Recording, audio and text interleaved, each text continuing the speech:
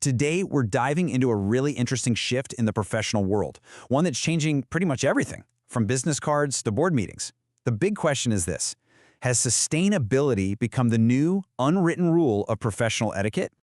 Okay, let's just start with something super simple. Your business card. You hand it out, you don't give it a second thought. But these days, is it just your contact info? Or is it actually a statement? Is it printed on recycled paper? Is it digital?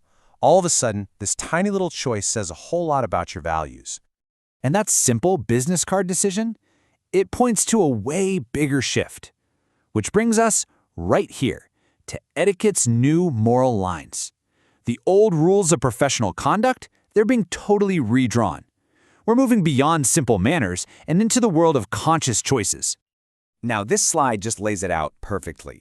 Old etiquette, it was all behavior-based. A firm handshake, a handwritten thank you note. It was about how you acted in a situation. But the new etiquette, it's more and more choice-based. Opting for that digital business card, using sustainable packaging, or even deciding to attend a conference virtually to cut down your carbon footprint, these are all deliberate choices that show what you stand for. It's way less about how you act and so much more about what you choose to do. So what's really driving this change? Well, the first big argument is what we're calling the green standard. This is the idea that being environmentally aware isn't just a nice little bonus for professionals anymore, it's fast becoming a requirement.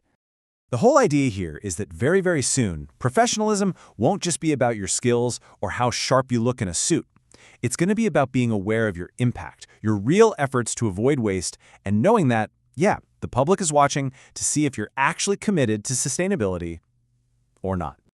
And this just brilliantly shows you what's at stake. This quote from our source material really gets to the heart of it. I mean, when your actions don't match your words, especially on a topic like sustainability, the damage to your reputation can be instant and it can be severe.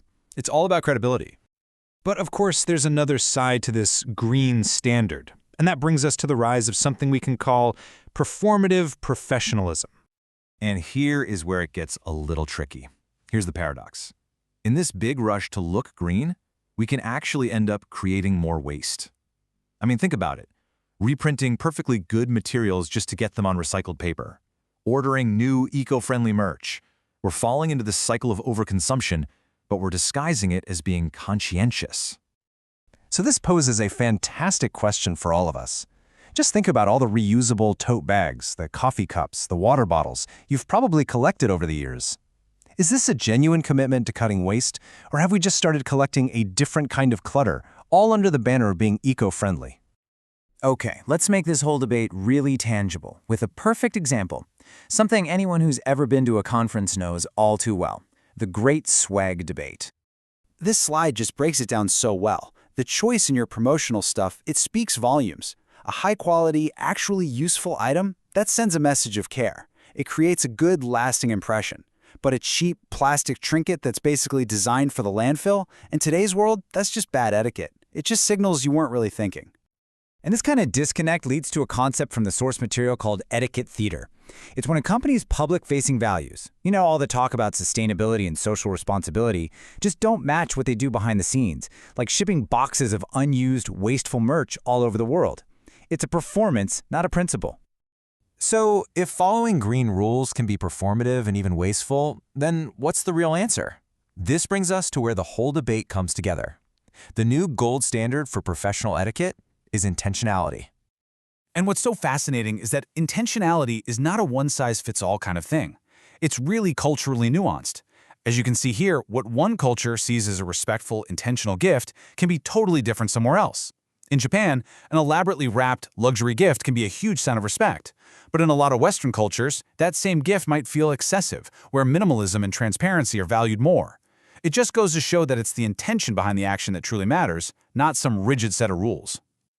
So the crucial takeaway is this: modern professional etiquette isn't about memorizing a new checklist of eco-friendly rules. Nope, it's about something much deeper. It's about the authentic alignment of your stated values with your actual real-world actions. It's about closing that gap between what you say you believe and what you really do.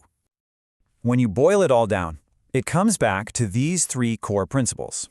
True etiquette today is this holistic form of consideration.